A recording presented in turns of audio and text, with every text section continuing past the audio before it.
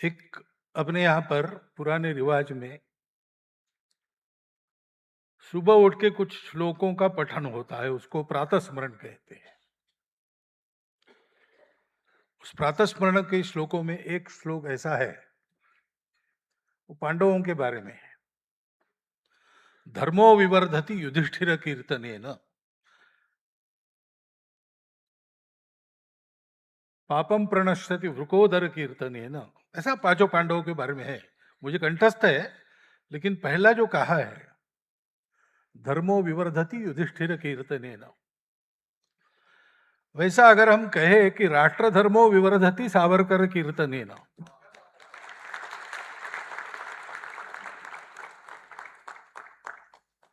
लेकिन केवल कीर्तन से नहीं होगा। कीर्तन उसको कहते हैं कि हम स्मरण करते हैं। यहां पर मूर्ति का अनावरण इसलिए हुआ कि स्मरण रहे।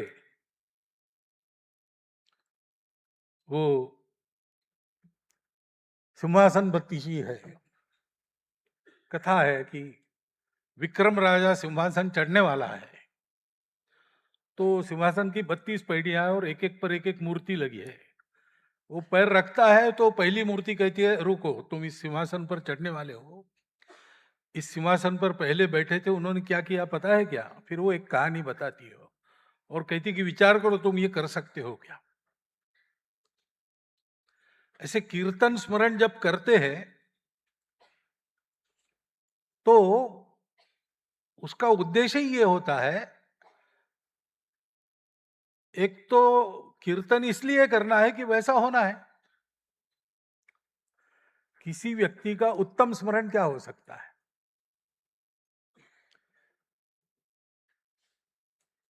आखिर इन सब देशभक्तों ने यहां पर अपने जीवन को बिताया कष्टकार, इसमें सावरकर जैसे लोग वापस आए। वापस आने के बाद भी, अंडमान के जेल से वापस आने के बाद भी उन्होंने अपना काम छोड़ा नहीं, वो जारी रखा। जिस प्रकार से कर सकते थे उस प्रकार से किया। तो ये सब करने का कारण क्या था? कारण यही था कि सब लोग ऐसे बने। इसलिए पंडित जी ने जो स्मरण बताया कि इसमें जो गीत में शब्द है, बाल गुलाब, यानी अपने देश के सब बच्चे, तो देश के सब लोगों के मन में देशभक्ति का भाव है। वो ऐसा प्रखर होना चाहिए, उत्कट होना चाहिए।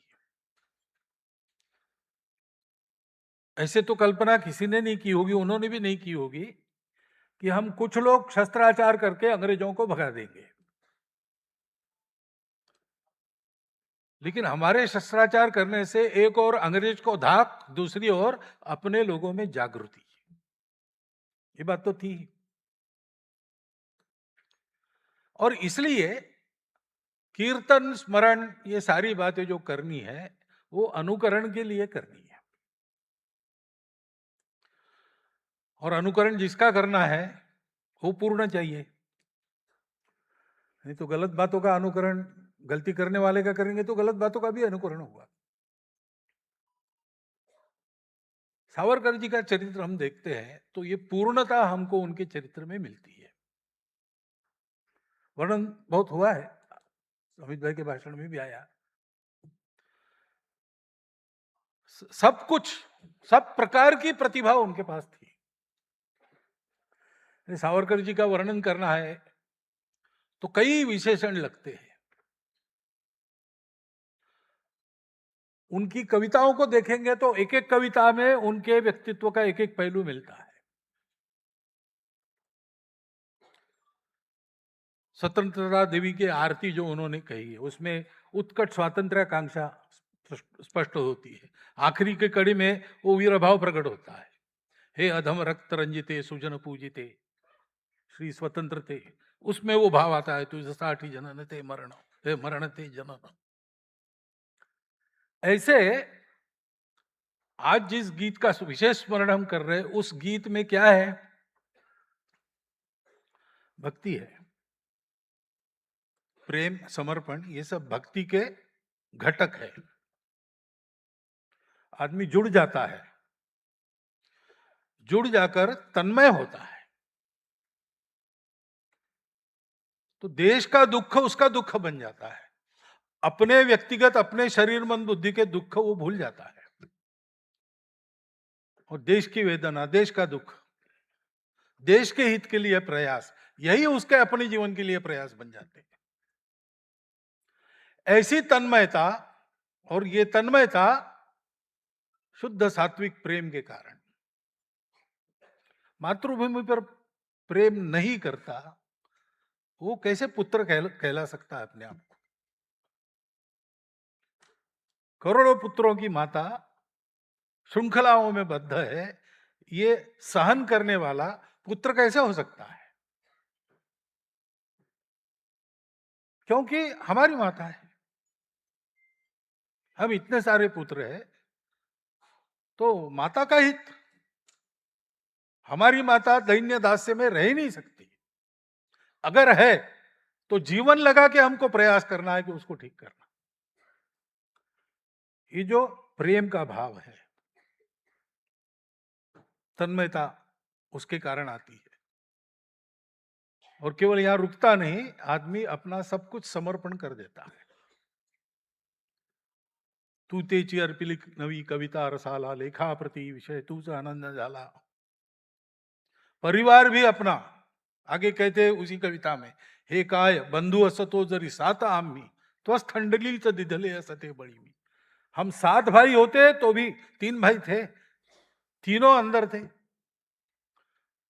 2 तो अन्नवान काले पानी में थे। जो पत्र लिखते हैं कविता के रूप में, उसमें सावरकर जी कहते हैं कि 2 की क्या बात है, हम 7 भाई होते तो हम यही करते हैं।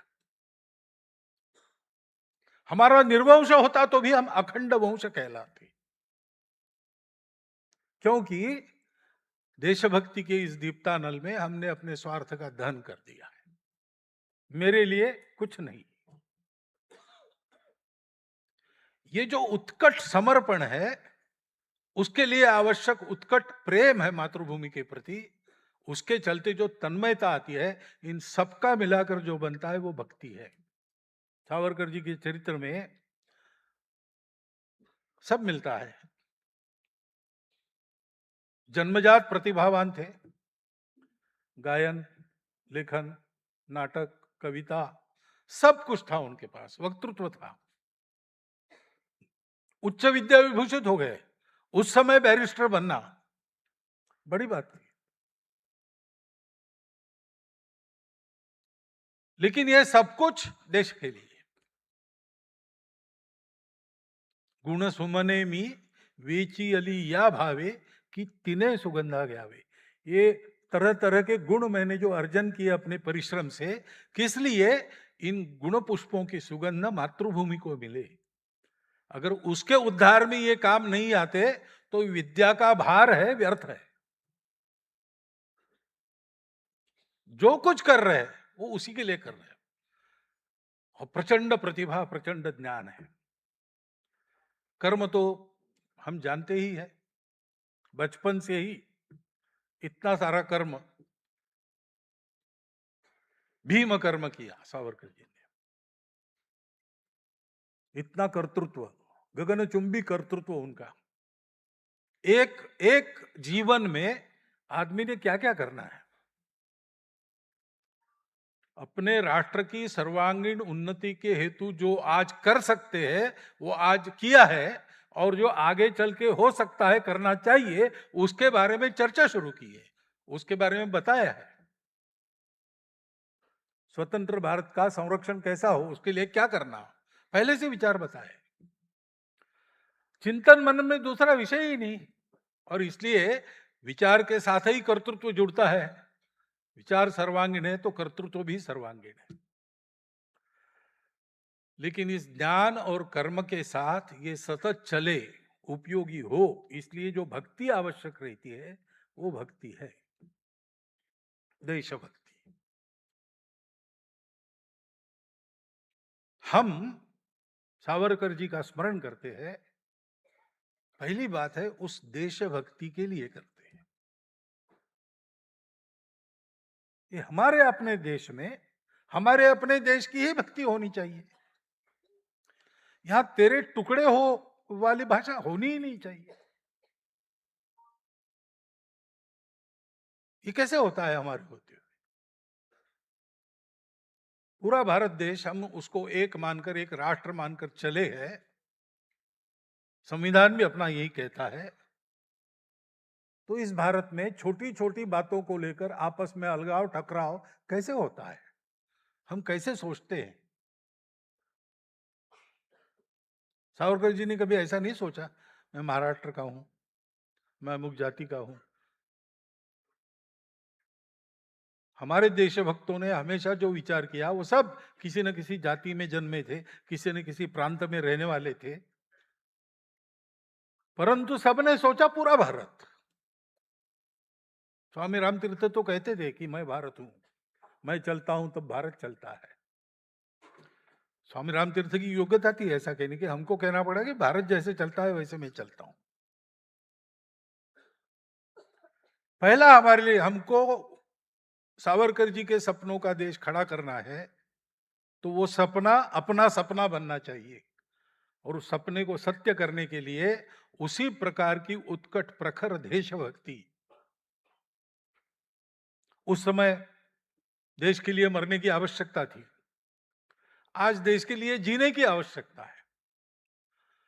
तो नित्य जीवन में देशभक्ति, कोई शत्रु नहीं है अब सामने। अपना देश बनाना है, अपना देश मजबूत करना है, तो नित्य जीवन में कौन कौन सी बातें हैं जो हमारे देश, उदाहरणार्थ आत्मनिर्भरता की बात हम करते हैं सब लोग, स्व का, स्वदेशी, सब लोग मान्य करते हैं, हम सबको पता है। लेकिन जहां जहां स्व का आचरण संभव है, कर सकते हैं प्रयास पूर्वक, वहां वहां करते कि नहीं? भाषा शुद्धि के लिए सावरकर जी ने काम किया। हमारे अपने घर में अपने बच्चों को अपनी मातृभाषा आती है कि नहीं आती है? बात सोचने की है।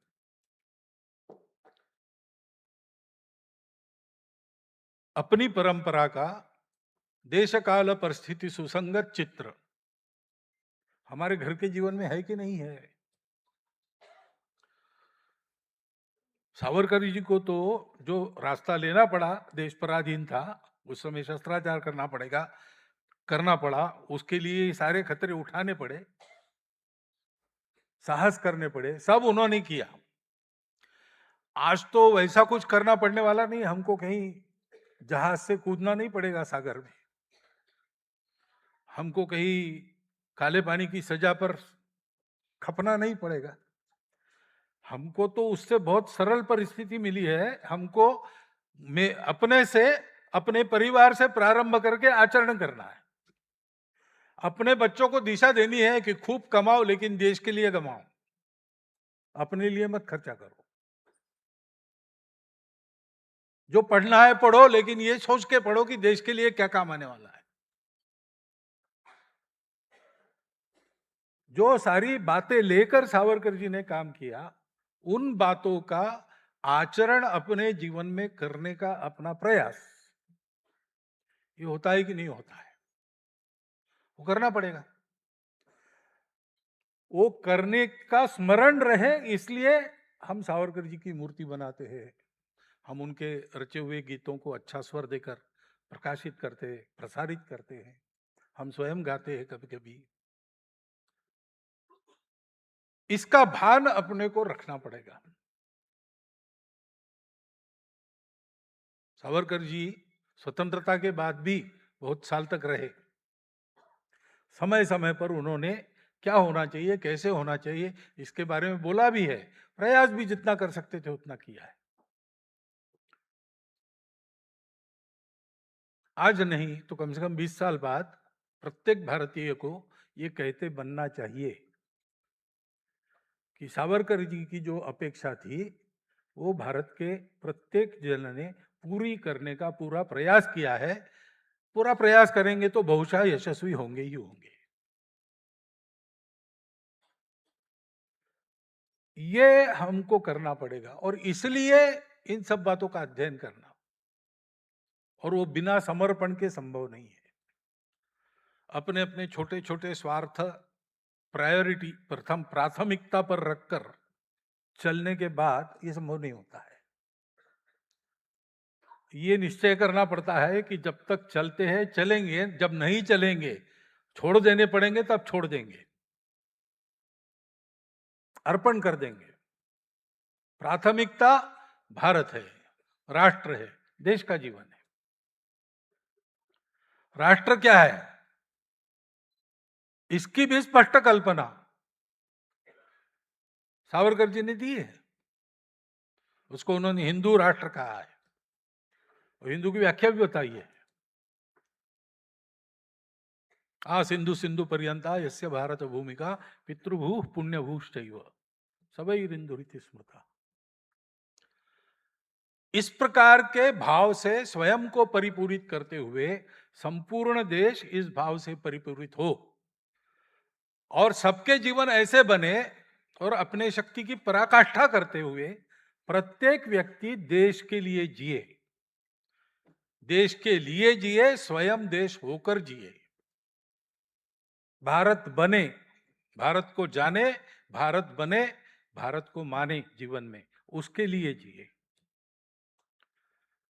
ये समर्पण, ये भक्ति सावरकर जी के जीवन की इस गीत से प्रकाशित होती है। ने मुझे लगता है वो वीराणी कहते हैं ना, विरहिणी से वीराणी बना है। तो ज्ञानेश्वर महाराज की विरहिणी मराठी में प्रसिद्ध है, वैसे ही है। भगवान मिलता नहीं इसलिए तड़प रहे। यहां देश के लिए उनका उनका देव देश ही है, उसी को सब कुछ माना है और उसके लिए तड़प रहे। स्वामी विवेकानंद ने कहा था 50 साल के लिए सब देवी देवताओं को बाजू रखो, एकमात्र अपनी देवता है भारत माता, उसके पुत्र सारे भारतवासी, वही अपने बंधु, उनके लिए करो। यही लेकर हमको चलना पड़ेगा। पूर्ण समर्पण के साथ ये लेकर कैसे चलना, किस प्रकार से धैर्य रखना, किस प्रकार से कष्ट करना, किस प्रकार से सब सहन करके भी सावरकर जी को परतंत्रता में भी सहना पड़ा, स्वतंत्रता में भी सहना पड़ा, लेकिन कभी उनके मुख से भारतवासियों के प्रति उद्विग्नता, शाप ऐसा नहीं निकला। देशभक्ति है, देश के लिए किया, स्वयं के लिए अपेक्षा ही नहीं थी। तो उपेक्षा होती है तो भी जीवन का एक ही उद्देश्य है, देश के लिए समर्पित है। वो भक्ति ही सारी शक्ति देती है सहन करने की। ऐसी भक्ति हमको अपने जीवन में धारण करनी पड़ेगी। सावरकर जी एक अर्थ में 1857 से 1947 तक देश की स्वतंत्रता के लिए जितने लोगों ने प्रयास किए, जितने लोगों ने जीवन दिए, उत्तम उत्तम नाम है। आकाश गंगा है एक तरह से, उस आकाश गंगा के प्रातिनिधिक और सबसे दैदीप्यमान तारा सावरकर जी,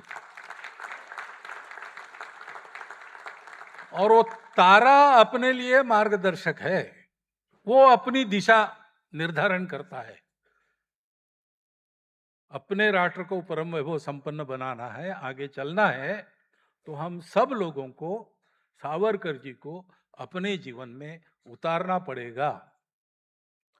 डरना नहीं, उनके जीवन के सब कष्ट देखकर, क्या क्या यातनाएं उन्होंने भोगी, उसको देखकर डरना नहीं।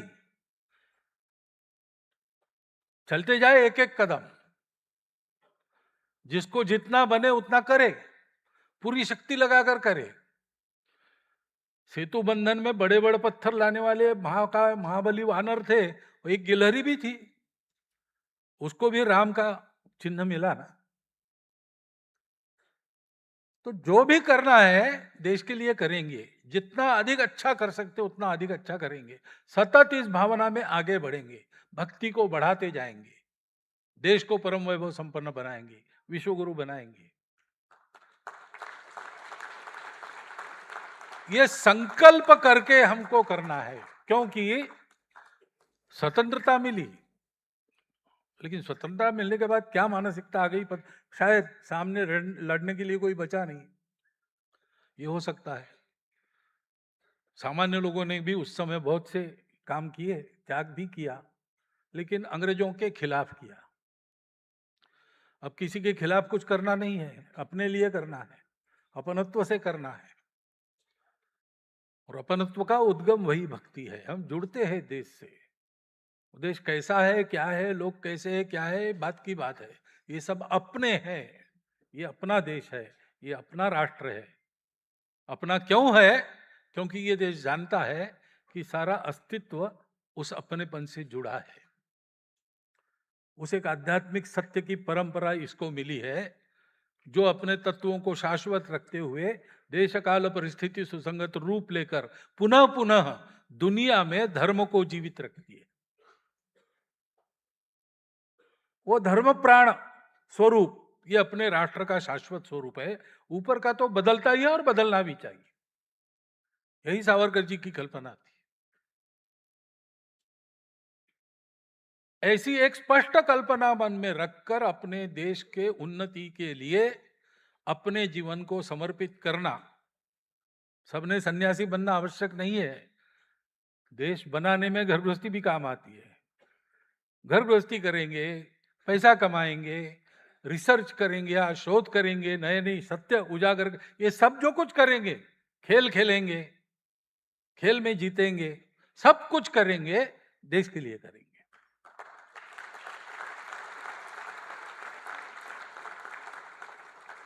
ये बात पक्की रखकर हम जीवन में चलेंगे। ऐसा चलने का प्रारंभ हम लोग संकल्प करके करेंगे। छोटी छोटी बातें एक एक एक एक ठीक करते जाना तो जीवन बन सकता है। हम एकदम सूरज नहीं बनेंगे आसमान के, सावरकर जी जैसे, लेकिन एक दीपक तो बन ही सकते हैं। वो प्रयास करना, स्मरण करना, इसलिए करना।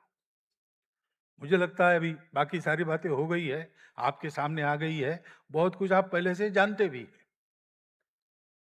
परंतु ये जब किया है, इतने अच्छे पवित्र भूमि पर किया है, जहां ऐसे संकल्पबद्ध लोगों ने सब यातनाएं सहन करके भी अपने संकल्प को नहीं छोड़ा, और इसलिए संकल्प के धनी दो लोगों के पैर, मूर्धन्य लोगों के, सावरकर जी और सुभाष बाबू के यहाँ इस द्वीप पर लगे हैं।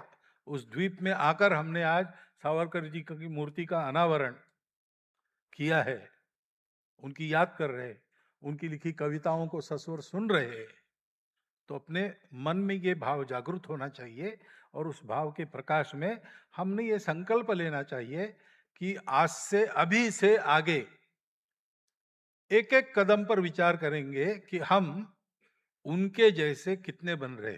इस जीवन में उनके जैसे पूरे बन जाएंगे ऐसा नहीं है, लेकिन थोड़ा बहुत उनके निकट पहुंचे ही इन सब मामलों में। ये अनुभूति हम इसी जीवन में ले सके, ऐसा जीवन इसके बाद हमको जीना है। ये संकल्प लेकर अगर हम जाएंगे तो मुझे लगता है कि आज का जो कार्यक्रम है वो प्रतीक रूप न रहते हुए एक सार्थक कदम उस दिशा में बनेगा।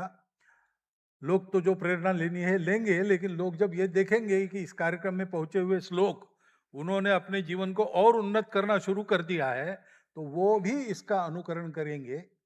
बड़ी बड़ी बातें होती है, उनकी शुरुआत बहुत छोटी होती है।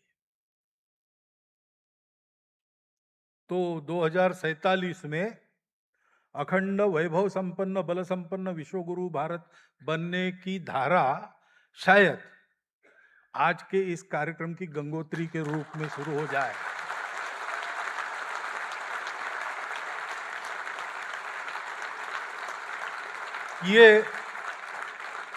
ये शुभ विचार मेरे मन में आया, ये मैं आपको और मुझको भी शुभकामना देता हूं, और मेरा भाषण सुना इसलिए धन्यवाद देता हूं। मेरे शब्दों को विराम देता हूं।